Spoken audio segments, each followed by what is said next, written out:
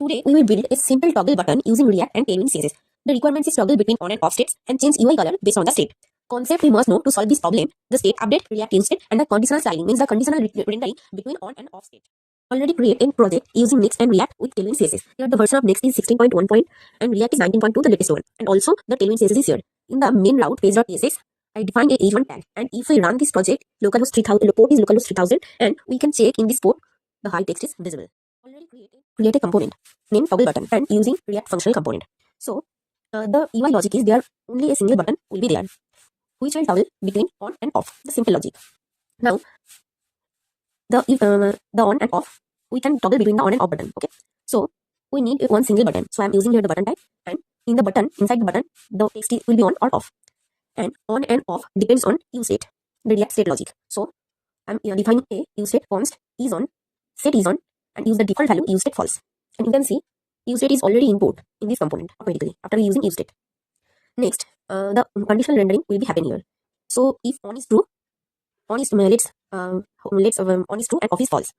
So just I am using this conditional rendering logic here, and if we click on this button, the on and off will be happen. Okay, so we have to define a on click button logic, and I am defining here a arrow function where the set is on is depends on the on value and reverse the value whatever is there. If on is there, then off will happen the reverse on, and off is there, then the reverse on is will be there.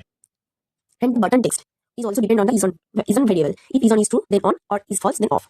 And also there is one conditional logic: if on is true, then green; if true, then on, then green button. Is off, the default value is false, then the red button. And so we have to define the button color as a class name, and it is also depends on the is on. So I'm just using here the curly braces, and it is dynamic value depends on is on. That's why the class name is px5 py5, and the dynamic value is on is true. Then I am using bz green 800. You can use anything, any color, whatever you are comfortable. And for is on false, I'm using the bz red 900. So there is a mistake, type mistake. Okay.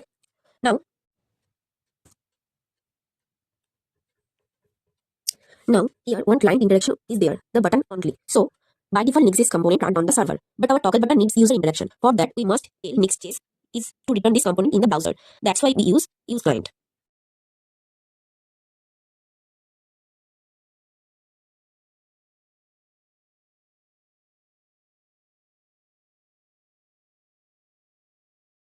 Now let's call this component in the main page route and run this project. You can see in the localhost 3000 port there is a button on and off which depends on click event.